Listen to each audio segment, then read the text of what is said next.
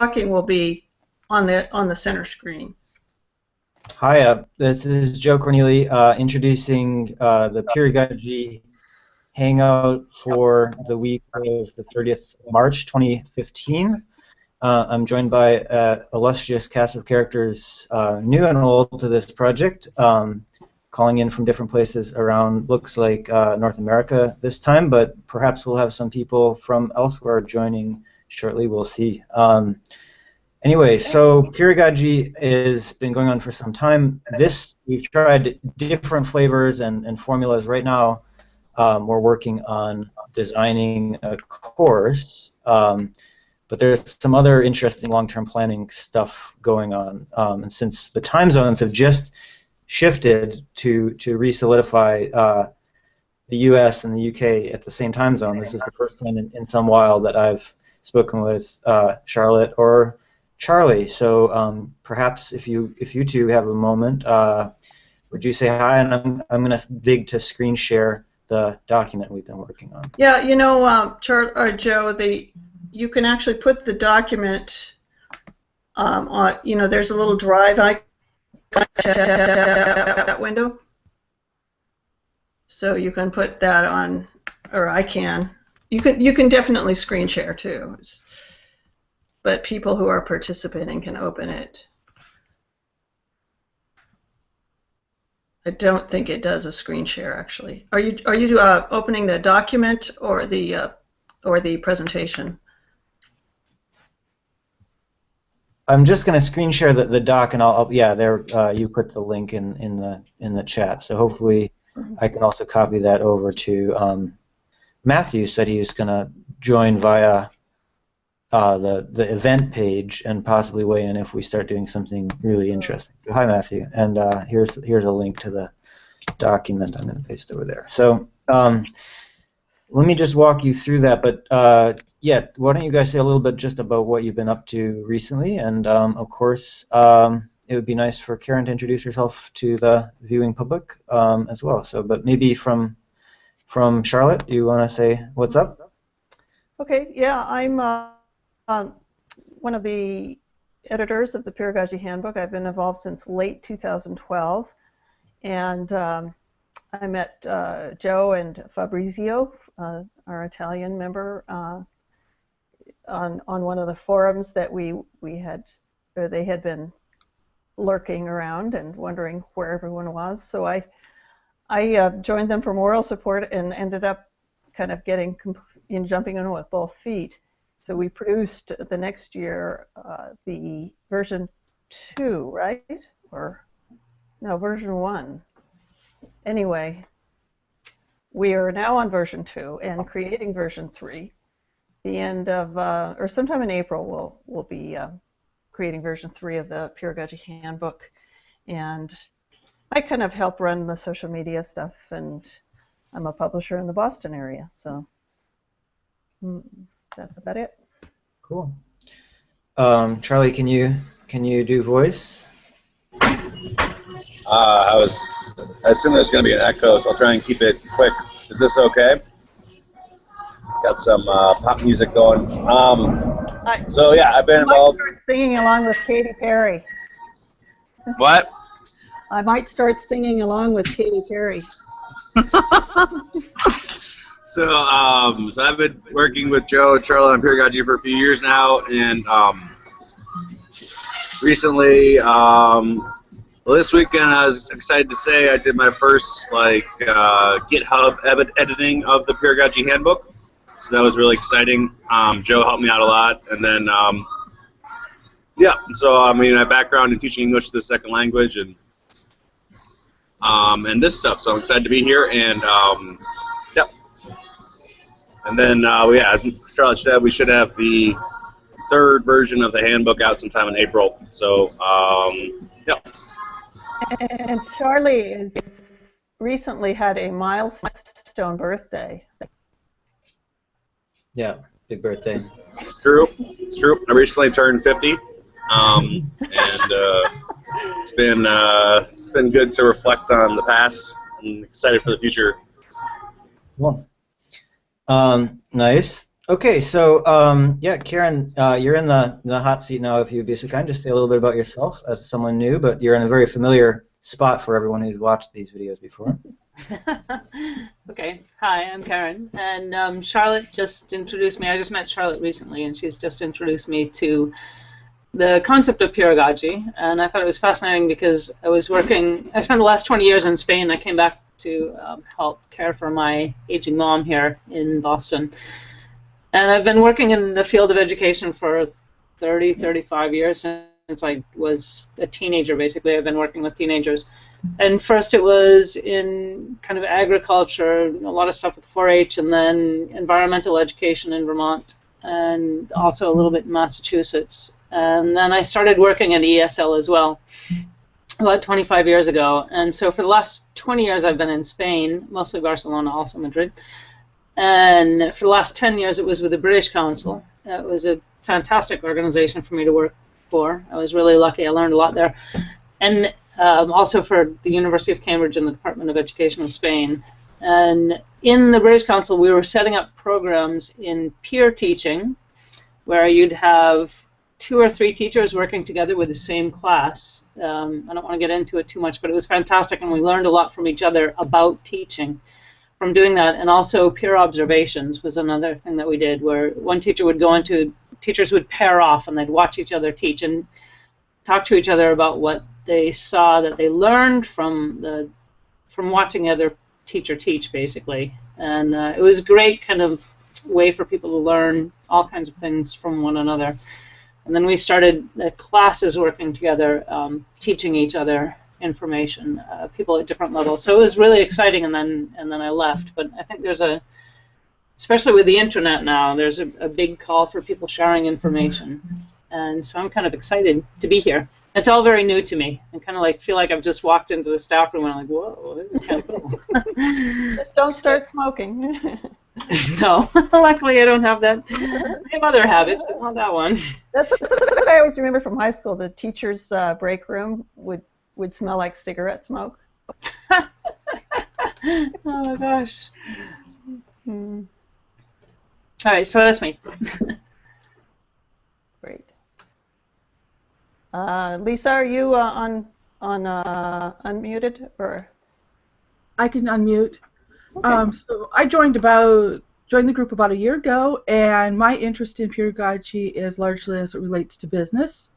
So my background is business, and I have emphasis in media psychology and marketing and communications. And you're out in LA, right? Yes, I am out in LA. So these things, I think, are becoming increasingly relevant to us as a possible proto-organization. I know I was chatting with Charlie recently over the weekend, so just as an example, I shared with Charlie, Madison, which is nearby where I'm from originally, just put $5 million into co-ops, and I thought, wow, if we were based in Madison, we could start our own education co-op, and what would that be like? We could go right into competition with the University of Wisconsin-Madison, start our own ag school. I don't know what we would do. Anyway, so I think at this point in week 2, if you're following along on the document, I want to flip over there. I put in some prior art, starting with Tuskegee Institute, Sarvodaya Shramadana movement in Sri Lanka, which is quite interesting if you've never heard of it. HRU is where Charlotte connected with Howard, and many of us have been connecting with Howard in this project, who's the one who started Peeragogy project as such, and some of these other things. I was mentioning to Karen earlier the Flock Society project where we submitted a brief. So this is certainly not the entire prior art, and maybe Karen, you would want to add in some of your experiences, you know, in the list there. Last week, week 1 of this warm-up course. So this is just a kind of pilot for us. We're planning to go like week 1. We're now in week 2, so don't worry, you're not very late joining if you're just starting in. So have we actually started the course? Well, no. We're doing a 6-week pilot of our own kind of what would it be like, and creating the syllabus as we go. At the final exam, the plan was to be the final exam in week 7 is we actually run the course. So it's a fairly rapid development plan, and we have nothing in our agenda for week 2 except we had this little initial sketch in which I'm the facilitator this week. Next week it's Lisa. So Lisa, I'd love if we could kind of team up so that I can seed in some useful things for you for next week. But I thought, yeah, just to recap on the previous thing, what we talked about is what is the topic? Peer collaboration. What is our goal? We're designing a course. What are some of the problems that might come up as we think about it? Well, we wrote down a bunch of things. We wrote a bit about our own background because some folks were just getting to know each other. How will we reach the goals? What are some of the tools and methods that we're going to use? So it was pretty good for week 1. I think other people could go through that same exercise and pick a slightly different goal or a slightly related goal. One of Dilrukshi's ideas was, have people work in small groups, so like maybe 5 people. Are we 5 people today? Dilrukshi's here. Hello. Glad you made it.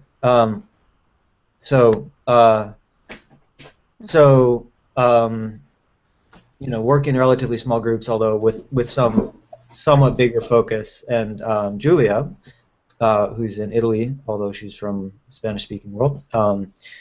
Isn't Julia in Spain? She goes back and forth. I think maybe she's in Spain now. She was in Italy last week, so yeah, busy lady. So I think she has 2 houses or something. So anyway, okay, so she was thinking more to focus on this one topic of peer learning, and then within. So I think that's one of the questions we have to look at right now in week 2 is immediately this challenge of one topic or many. And I think we should after introducing this, I think it's good to just go around and think about some of the questions that have been prompted. If you're even completely new to the conversation, like Karen, or if you've been thinking about it for some while, like Dilrukshi, it'd be good to just think about what are some of the questions on your mind now. Maybe we can go around. Karen, since you're the newest, maybe you could ask some questions right away. You maybe have many questions. I have so many questions, I'm not really quite sure where to start. I really do feel like I've kind of just entered into the Library of Alexandria, and I'm in awe. I'm just kind of like, I wonder if they have invented the Dewey Decimal System yet. Often some of the best observations and questions come from people who know nothing about the project. So.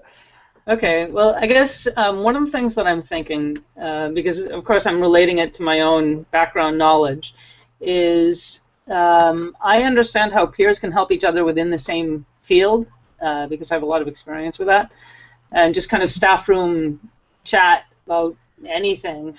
I mean, even how to do your taxes when you're in Spain, if you happen to be a foreigner, to better ways of motivating students to prepare for the University of Cambridge exams at the reading sector at the high level and things like that. But I'm not quite sure how the whole peer teaching relates to people from different industries, and I'd be really curious to learn more about that. I'm sure it does, but I'm just I'm unaware of that. I don't know how that does.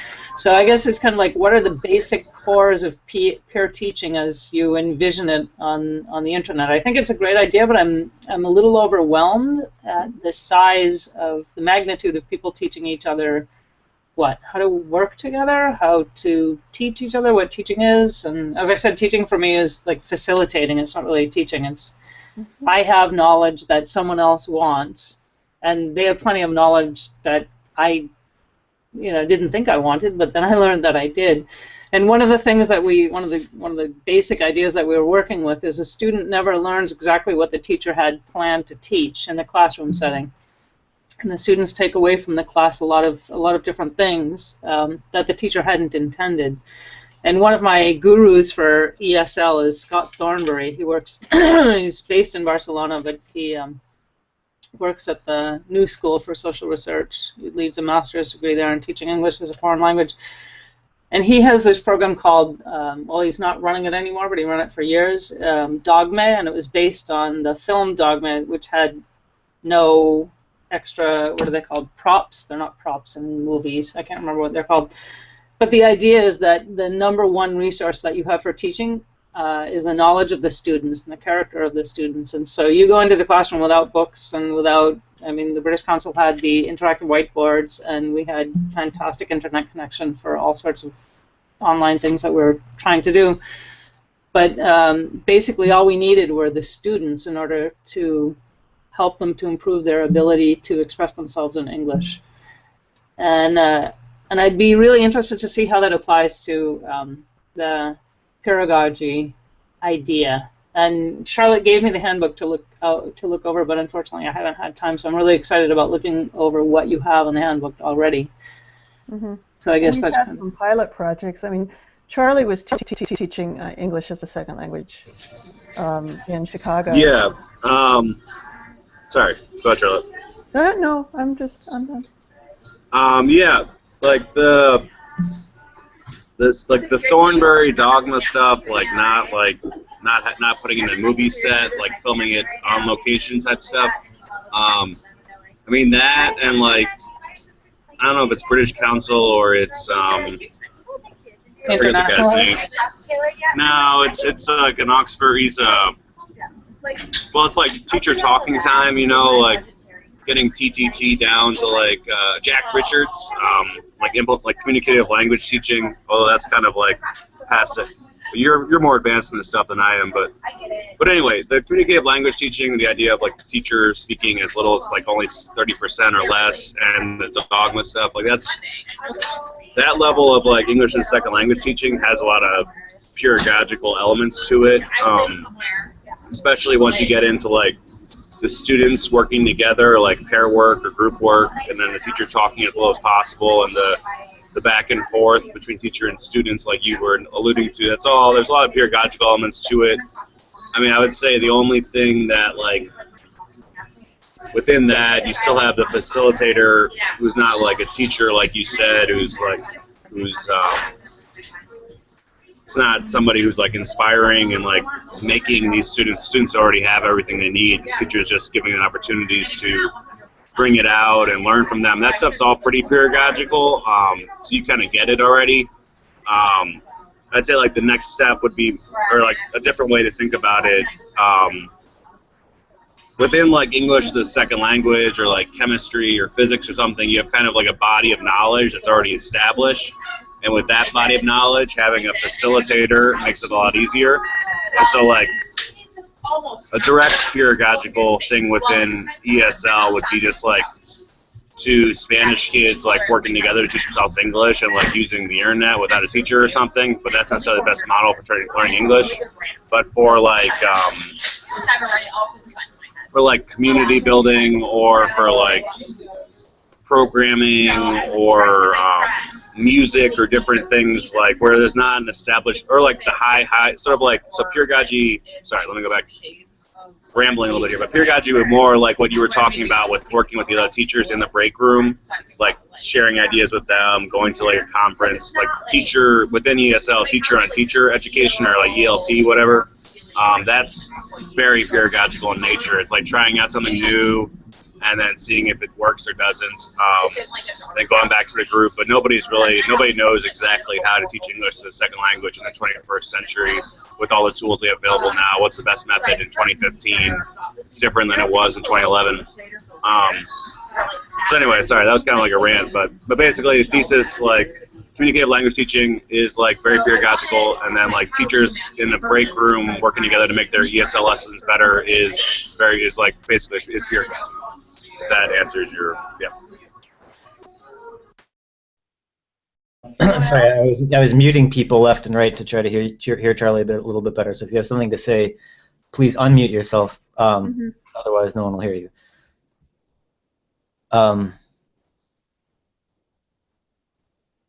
No one has anything to say. Okay, yeah, so I just want to say, yeah, thanks. That does help me understand what you mean by pedagogy.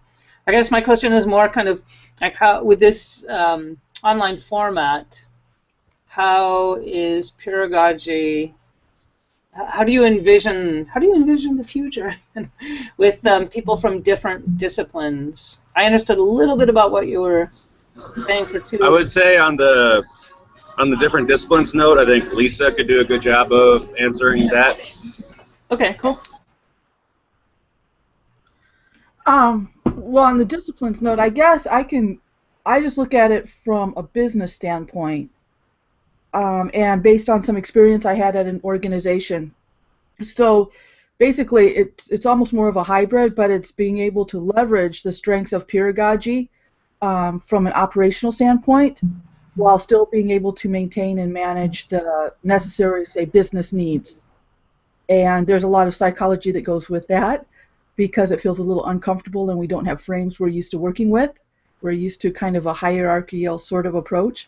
So my interest is kind of taking a look at it from that approach and helping people understand it, perhaps establishing a different sort of frame or way of thinking about it so that it's a little more natural, and it can help people higher up within the organization overcome their need for a sense of control and a sense of process, because Peeragogy on its own is not a linear sort of thing often, and it's not a step-by-step thing.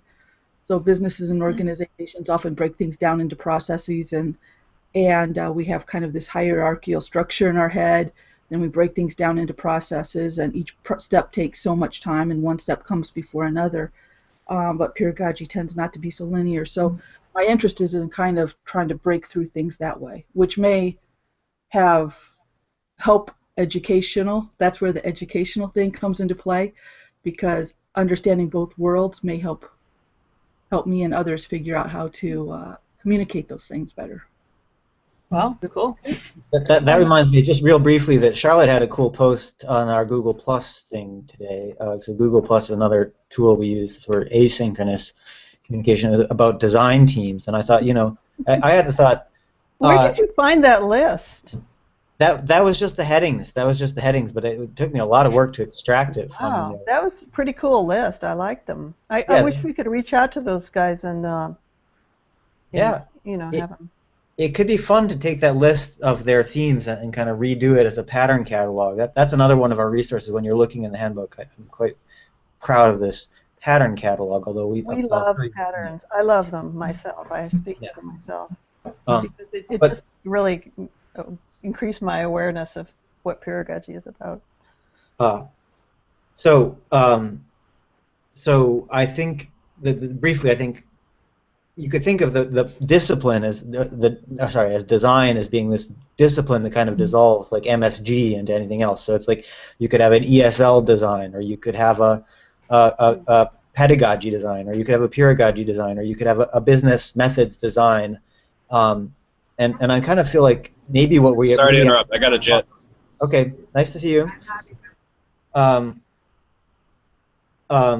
So yeah, it'd be nice to have if we're thinking, one of the things we can offer is this kind of approach to doing ongoing design, redesign. You could have a garden design, whatever. That's one angle that would allow it to kind of fuse into everything. So, okay.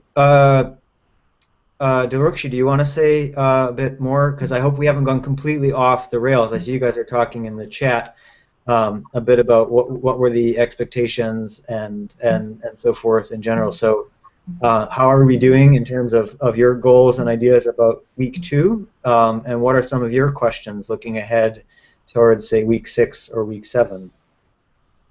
If you have a chance to speak about that. Oh, Dilrukshi is she's muted typing today. She doesn't have a microphone. Okay, no mic. Gotcha. Can't find the mic. Okay. Well, if you feel like typing some of those answers to those questions, yeah, I understand now. So if you want to type out some of the ideas, you can also put them right into the document we're working on. Just because I've been taking detailed notes, but if you want to just type ahead some questions and ideas that you have, that would be totally suitable. If it's hard to type and talk and listen, it is. Okay. So my question, especially because we've been Charlie's gone away, is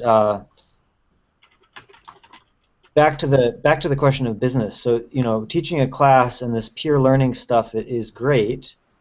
We've been doing it for years because we find it fun and interesting, and it's a good community, and we learn a lot. There's always things we could do better, and that's one of the reasons we keep learning things. So that's cool. But the basic question of like teaching a class is, well, are we going to teach or facilitate for free, or would we charge people money? And what would that mean if we did? And I think that's prompted a lot of questions. So I think we should address those questions. Maybe we need to address them separately and also look at the relationship. So just to be clear, one is teaching a class or facilitating a class or facilitating a working group. There's lots of different flavors of this thing. And the other is charging people money for the experience, basically. So that they both raise some questions. And I don't know to what extent the money is compatible or not. We've done a lot of brainstorming in the past years about, we could have a whole Peeragogy university, and of course people would pay tuitions, but maybe it would be a bit lower than a traditional university, and what would that be like? So if it's okay, I'd like to turn that question over as well to everyone again. Lisa, especially to seed in for your if you're available next week to run the facilitation, we were going to ask you to talk about business issues, so maybe we could preview some of that. Okay.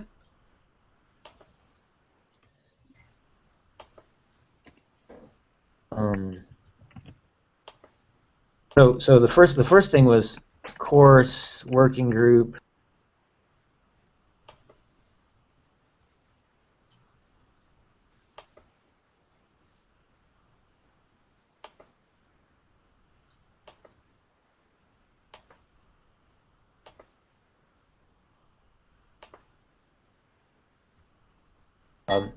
Is it a priority, etc. So I think those are at least two, and then of course the other issue is, okay, so what audience?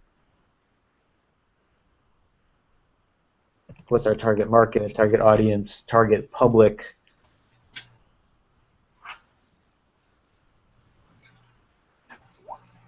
I would invite ideas. Well, my first reaction when Julia was talking about that was that we'd always, striven to include people and not exclude them from Peeragogy participation. But I do get why this is, the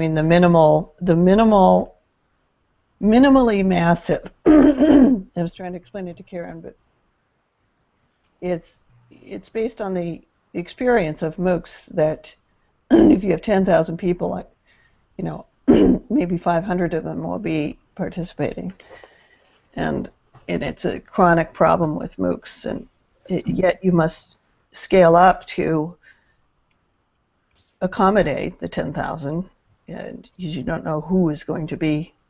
Am I right? Is that kind of the basic problem of massive MOOCs? Yeah. I think that's what they've been getting at, is that basically not only is it too big, it's in a bit watered down. You don't get a chance to build the peer relationship. So I think the thought might be, if you had 10,000, you might break them into smaller groups, like groups of 20 or groups of 5, and have lots and lots of these little groups, which somehow fit together into a bigger structure. So I think the minimal would be, well, okay, let's start with one of those little cells rather than this gigantic thing. Mm-hmm. But the massive part of it is, or there's the open part of it. So anyone can select themselves into it. But what is the filter? Because I've done the same thing myself. I've said, well, this sounds like a great idea. I want to learn calculus, so I'm going to sign up for this massive online course and just learn the sucker. But I don't end up staying, because I'm not engaged. Yeah. Well, there's a lot of wishful thinking. Even, say, for example, with signing up for Planet Math, I'm now processing the signups. I run this website called Planet Math, or help run it.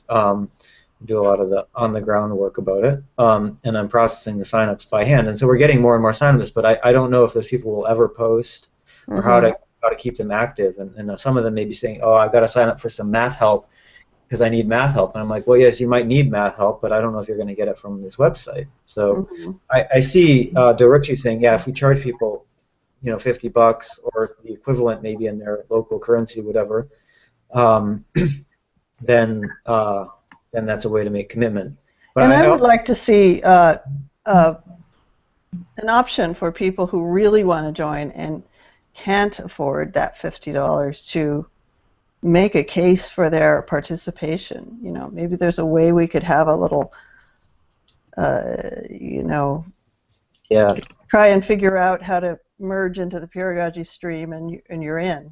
That's actually a brilliant comment. Getting back to this idea of should we charge people money, because that could be our excuse why we don't have to pay money and why people should pay us money.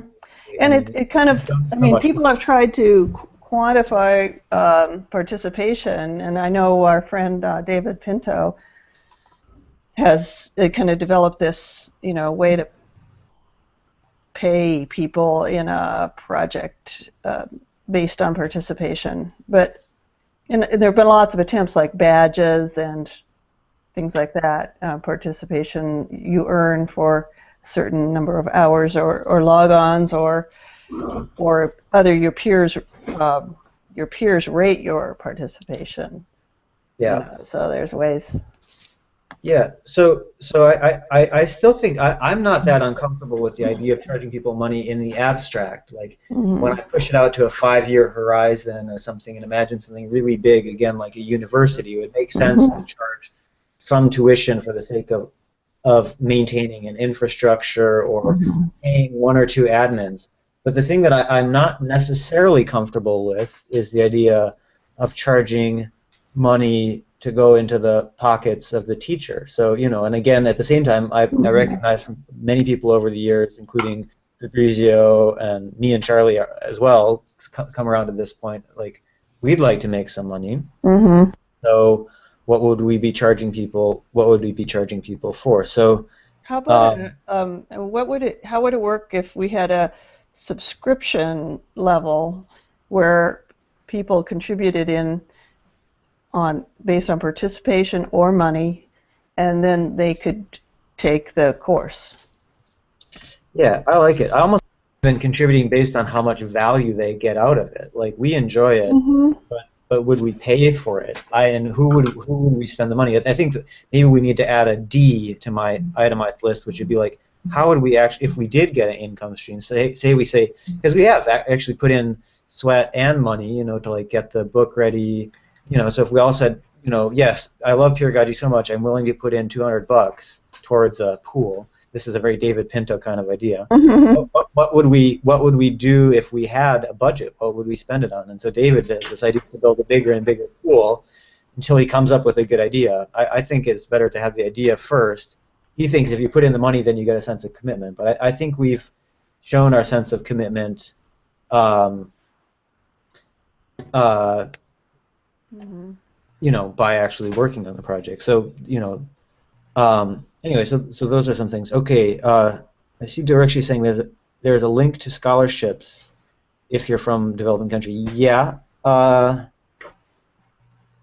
I think the sliding scale thing that the trip to Mars people really turned me onto this. If you want to go to Mars, you had to apply, and you had to pay a $50 application fee if you were from the U.S., but it wasn't the same everywhere around the world. So, okay, I feel like I've just gone on a rant. I'm taking up all the time. So, does anyone else have any ideas about these other themes here? Are we capturing some of this stuff on the document? Yeah, I'm just taking notes. So, but it's hard for me to take notes when I'm talking. So that's another. No, I try to take notes when you are. Okay. It's a little hard for me to type, but the way I'm sitting right now. But yeah. So again, maybe Karen, if you wanted to tell us a little bit more about the experiences you had with the British Council and Cambridge, that would be interesting, because maybe we've inspired you, or maybe we've horrified you so much by our random ranting about this stuff. But if we were to go march into the British Council, I'm near London, I could probably do that tomorrow if I really felt like it, and say, hey, we've got this great thing. that we'd like you to use, or UNESCO, or some university, some project. Maybe we could charge them money as consultants, and then they would be paying us for some kind of teaching service, but not the same kind of classroom teaching. So, do you have any ideas at all based on this stuff? With the British Council, I don't really think that I learned a lot. Well, I mean, you probably do the same thing living in London about, the differences between American and British culture. And it would be really American to march in and say, hey, we've got this great idea, because Americans are really entrepreneurial, and it's one of the really good things about them. But, well, at least in my experience in dealing with the British Council, that doesn't work all that well. It's there's a lot more, like once you're into the British Council and once you start working with them, depending on the center you're at, it's a fantastic place to work. It's the best place I've ever worked in my life. But there is a lot of, I'm frightfully sorry to bother you, and that sort of thing. And they have some brilliant people working on a project similar to this. And as I said, we were moving into the whole idea of teacher as facilitator, and basically what the way that we're teaching, and we're really using a lot of peeragogy ideas, which is why I'd like to understand more about exactly how you envision this. And again, I'm going to read through the handbook as soon as I have time so I get a better idea, and I'll keep talking with Charlotte as well. But they might be working on something similar to what you are doing. The projects I was working on the peer observation project, where teachers would observe each other, and then we had a definite structure to it. The two teachers meet beforehand, and they say whatever. It was very supportive. It's all based on active listening and constructive criticism and support. And so you say to another teacher, I've noticed that your students say you're really good at switching. The classes were 3 and 4 hours long. They were long classes. So you're good at switching between phases of a lesson, and that's something I have a problem with, so can I watch you? And then the other person would say, okay, well, you're really good at teaching reading skills. And so they'd watch each other with that objective. And it actually ended up in the classroom with people sharing just a lot of ideas, which was unique amongst the language schools that I got to know in Spain. It was a very unique atmosphere. It was really a brilliant company culture. But that culture expanded into the international sphere that they were working on, and so internationally we were working on similar projects, and then unfortunately I left. So I'm not really sure exactly what they're doing now, but to approach them and say we have this idea, I'm not sure how open they would be to something external, because they're already doing something like that internal. No, I didn't mean that terribly literally, but that's good to know. And I think yes, I don't necessarily think they would be the ones to approach. What I mean though is, it's sort of a bridge or an analogy, I guess, to think like, could you imagine some organization that was not them, and yet doesn't do things the way they do, but would really like it if they did, and they just sort of need someone to help show them how to do that. They would need you to come in and say, here's how we did it. It was 3 to 4 hours, and they might need us to say, yes, and if you want to write a handbook, here's the tools you can do to write your own handbook for your own topic. Here's some of the problems we are frequently running into with interdisciplinary stuff, all this kind of stuff. Maybe not the British Council, because they're close enough, but maybe it's someone else. And the whole idea of marching in through the front door is probably not the right way either. It'd be good to know someone. But maybe it would be the question to rewind back, I don't know how many years to, as those policies and programs were starting to come in. And yeah, someone from outside, they might not trust someone from outside at all. Right. I think there is a market for that. There is a demand, because I know that, again, this was a part of the administration that I wasn't involved in, but I know that there was an increasing demand by, everyone, the water company and the major banks and the theater organizations, and from all various industries, of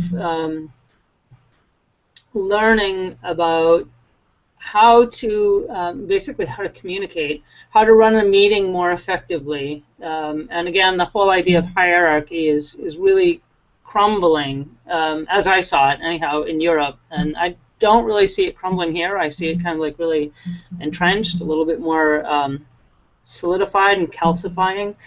But that was one of the things that there was an increasing demand. Companies were increasingly asking us to give courses in terms of like presentation skills, but not presentation skills in terms of like, hi, you know, I'm God and let me tell you how to do things, but presentation skills in terms of interacting with the audience and reading your audience and understanding what people want and how what you have, how you can give something to meet that. And Charlotte, yesterday when you were telling me about the publishers, about the figuring out that there's a need for people coming out of the military to look for jobs, and so you write a book for that sort of thing, like really looking into the market and figuring out where the needs are and then meeting that. And I think one of the major needs in the market right now is people learning from each other without any barriers of like fear of losing their job, or you know, the whole I'm the best and I'm the one in power sort of thing. And I think there was a big that's becoming increasingly recognized as an impediment to running a smooth organization. And so I know there's a demand out there for that sort of thing because I've seen it. And I've been part of an organization that was receiving requests to do that. And I did a lot of that sort of facilitating in large organizations. But I wouldn't know. I mean, one of the reasons I liked working there is because they did all of that, and I was just a teacher. Yeah. Well, I was also working in management, but I didn't do much of the marketing research in terms of figuring out what organizations would like the sort of thing that it seems Peeragogy is offering. Yeah. And I wouldn't really know how to go about approaching those organizations. That's not my skill set. But I know that there is a need, and an increasing need, and it's exciting. You know? Yeah, that is that's a good experience. I think that is one of the benefits of Peeragogy. I think everyone here has a different background. I mean, several of the people here have a background in marketing. I don't at all, but several people do. And so you know, I think there's ways to collaborate there. Julie also, I think, is background in marketing, so she'll have more to say about all of this stuff next week. She's away this week. Okay, so on my speaking of hierarchies, I had a little list, ABC. Did I get a D? I can't remember. I felt I should write down a D, but I forgot what it was. But back into the A is the course, group, what topic, or topics, etc. And then this was one of the things we discussed last week. Is like one of the things was this kind of dichotomy between, say, teaching English, for example, and teaching how to teach. So those are different related skills. Or another one would be, you know, well, teaching any subject, you know, about how to build reservoirs or something, or teaching people how to organize communities that might ultimately build a reservoir, might ultimately build something else or whatever. So a lot of these things, some of the ideas like teaching a course on peer collaboration is fairly high level. Like, what do we really mean?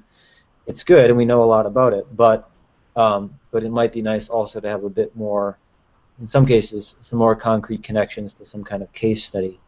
Wow, we developed this this handbook and the techniques and patterns and everything, but we haven't really applied it in.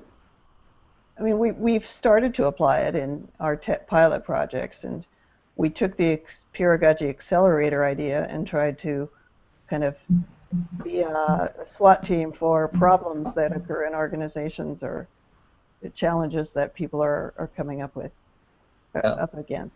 But I think we do need, now that we have the techniques, the tool, we need some experience to apply it to, and like I've been trying to do that in my two organizations that I am involved with. And I mean, it would be cool to have one of these MOOCs to, so like troubleshoot the, I don't know, trade organizations in general or nonprofit support organizations. I don't know. I mean, is that possible to? Could I create a mMOOC about that topic and then benefit myself as well as, or facilitate one? Yeah, I mean, that's the other thing about MOOCs is we could become a sort of SWAT team where we could pick someone else's MOOC, because what I've heard about, and there's a paper we referenced somewhere in the handbook, is like, people using all this kind of peer learning and peeragogy that we even get mentioned in MOOCs. So I'm thinking, well, is it actually something new, or could we just sort of pick one and say, we could just swoop in and just start commenting. Yeah, it would be kind of a research intervention. So, we could even have like capes and Can I just say I liked Lisa's question, because I was actually thinking of that question as well, so thanks for asking. The question about like what are we really trying to do here, and I think a lot of the organizations that I ended up working with, when they wanted like intensive, we'd go in with a group of 5 teachers and teacher trainers, and I also taught teaching. I taught pedagogy around Europe. Basically, it was the pedagogy of teaching teenagers, but we used it for businesses as well. So we'd go in for like a week or something to do an intensive course, and it was basically on a lot of getting people basically to work together more and break down the barriers of the frustrations and the, I don't want to say territorial, but kind of like the anxieties that people had about sharing knowledge, because they were being judged on the knowledge that they had, and so there was a lot of it was kind of hidden, but it came out during the week. Fear that if someone else had that knowledge that was theirs, then their position in the company was threatened because someone else had something that was special to them. And I think one of the things that came out is a lot of the companies were unaware. They knew that there was a problem, but they didn't know what it was. And so we'd go in to teach something like, the students never learn exactly what you want to teach. So we'd go in to teach running a meeting, or preparing for a conference, or doing the small talk after a conference, which is always the hardest part for like people in the medical profession. At least in Spain, they would say, giving the presentation is fine, and doing the talks, at work is fine, but when I sit down at a dinner table with someone, I like block. I can't talk. And this is very exciting, Karen. Yeah. Yeah, I think there's a demand, but I think in reference to Lisa's question, I think that a lot of people who run organizations are unaware of what that demand is. And I remember a few days ago I saw, it might have been in the Financial Times, I can't remember where I saw it, but it was a really interesting breakdown of I'm really into emotional intelligence as well, a breakdown of the emotional intelligence necessary in the different areas of an organization. And the people at the bottom had, the graph kind of like went up and back down. So the people at the entry level just had, like 50% of them had high EQ levels. And then going up into middle management had really high EQ levels, emotional intelligence quotient levels. And then as you went higher in power, getting up to the CEOs and the general directors, the emotional intelligence quotient went down. And I can see why that happens without getting into it, but I think that those people in the CEO position would say, I don't know what's going on, and I don't know why that particular part of the staff isn't producing as well as they were, but can you go and figure that out? And so I think it's almost like they can't afford to expend that emotional energy because they'd just be expending it every minute.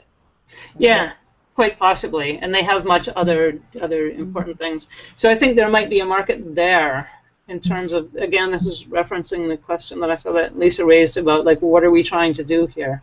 I think a lot of it is undefined. If I understood your question correctly, Lisa, I'm not sure if I got it, but it got me thinking. Yeah, I think it's a good closing question. I think we maybe, I don't know if we want to take a couple more minutes, but we should probably start thinking about winding up because we're at the end of the hour. So I think it would be a good time to ask for any further questions or further ideas for this week. But I think that those ones are interesting motivators for us to think about if we head to next week. So, does anyone have any closing or looking ahead comments? Well, I think we made a lot of progress. I mean, we have some. I mean, and again, Karen, this is like a pattern. You know, the new person often really stimulates. Oh, goody. Thought, productive thought about who are we? What are we doing? Why should people care? It's helpful. Oh, good. Sweet. Yeah. And I just thought I was lost. No, I think that is one of the patterns in the handbook is this newcomer thing. We were thinking to meet with Charlie sometime to do a pattern. I think one of the things would be a sort of workshop on the pattern part. I think that's one of the agendas for that meeting, which might be over this weekend, which is both holidays and a long weekend. So I don't know who can make it, or if it'll even be this weekend and maybe next weekend. But we're still scheduling it. So I could see extracting a little pamphlet on patterns. Yeah, I mean that last page where I even like mixed down the patterns and got out like what are the next step thing. I think that's just a page and a half, and I think if we evaluate that page and a half and say, yes, we agree with this part, no, we don't agree with that part, I think that might answer. I'm not saying it will directly answer that question as Lisa was saying, but I think that would be there would be a lot of interesting points for debate and discussion. And what should we be doing if we want to be involved with the mMOOC or mini MOOC? Okay, so I think we're still in week 2 of this planning. Week 3, 4, 5, and 6. I think we've agreed that we're gonna dedicate at least some, maybe most, maybe all, or maybe we'll split off. But a lot of these Monday discussions up to week 6 in kind of accelerator mode for this mMOOC. So I think that question you just asked is one of the big questions that we don't know the answer yet as the outcome, but I think at the end of week 6, so 4 more weeks, another month, that's one of the questions we definitely have to answer. So we can go onto this document and just comment, ask questions, contribute ideas. Yeah. And Karen, we can share that with you if you're interested in reading it or making comments. Yeah. Do you know how to make comments on a Google document? Not yet. There's you. Go on the document and you select some text that you want to question or comment on, and right-click and add a comment. So okay. Fairly easy. Yeah. Could do Command Option N. That's like kind of Mac. So. The Google Help function is your friend. Okay. I'm writing this all down. Oh, wow. Google Help option, shorthand. And put a little smiley face. Okay, I'll do it with machine gun smiley face, okay? Okay. So. What is a machine gun smiley? I don't know. Lots of eyes. I can only imagine. Yeah. So. Wow. I didn't even know that existed. Google.com help. Okay. Wow. Okay. So I'm copying the chat. Thank you. So I also want to ask you. I completely missed that you and Charlie were meeting on the Git thing this weekend, and or maybe I wasn't invited, but I would like to tune into that. Is there any recording of it or no? Charlie just called me, and I helped with something he was stuck on, but it wasn't really a meeting. He just called me to say hi. I mean, but I'd like to yeah, next week. A way to get maybe we can do a mMOOC on it. Yeah, actually, that would be pretty good. Just collaborative document writing, collaborative writing. There's a lot of writers who are so afraid of it. Like in the IPNI group, you send them a document and say you can just go ahead, please make some comments on this document. I don't care if you change my text. Uh-huh. And they're scared to the point of numbness, or inactivity. Yeah. Yeah, and also it's interesting, that I agree. There's a lot of challenges, and then I think one of the challenges is, when not to do it as well, because I think some people really like being the single author and having control, and like we shouldn't force everyone to be collaborative all the time. But No, there's and the you can, if you want your own document, you could in that collaborative document say this is my version of it, and hopefully people will respect that and go and read it, and Yeah. So okay. So let's schedule this extra meeting for. I mean, it's the holidays, so we'll have to see what everyone's constraints are. But we'll have an extra meeting about documents preparation. I like the idea of doing a course possibly on. It wouldn't have to be long. It wouldn't have to be a 6-week course. So that's another thing. Dilrukshi, is we're spending 6 weeks to design it. This course to do the design. But maybe we don't want to run a 6-week course. Maybe we would only want to run a 1-session course, or a 2 sessions over 2 weeks course. It doesn't have to be super long. So that's another interesting question to think about. Collaborative document, limited topic, and it could be 2 sessions. Yeah, maybe 1 to get started, and then 1 at the end as a kind of debriefing session. Okay, now take the screen share off if we're gonna. We need to see your face as you leave. Well, here I am, still there. Yep. Okay. Well, great. Glad to have. It's also going to be a big benefit if you two are both local there. Karen and Charlotte. Much easier to work with people in person. Although I've been roping her in on all sorts of things. It's great. It's fantastic. She's We even went to the beach with our dogs yesterday. It was fantastic. It was beautiful, freezing but beautiful. Nice. She has the best dog on the planet. Golden Retriever. They're getting a little ice in the fur, probably, or something. So maybe not that cold. Anyway, so a Nova Scotia duck trolling retriever, Joe. Okay. Wow. Very, very different, I have to say. Very different. Cool dog. Okay. Amazing. I need to get bone up on my retriever knowledge. We'll have a MOOC on it. Okay, dog MOOCs. Well, lots of brainstorming. Sounds like it's going to happen.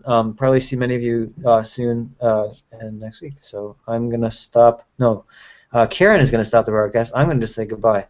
Oh my gosh. Power. You're all right there. So much for collaboration. My finger is on the button. Yes. Yeah, okay, say goodbye, Karen. Okay, bye. Nice meeting all of you. Really. Yep. Likewise. I hope to talk to you again upstairs in a minute. very soon. Okay, do I hit the button now? Yes. Go ahead. Oh, good. I like being the person who's told to hit the button. Okay, bye. Bye.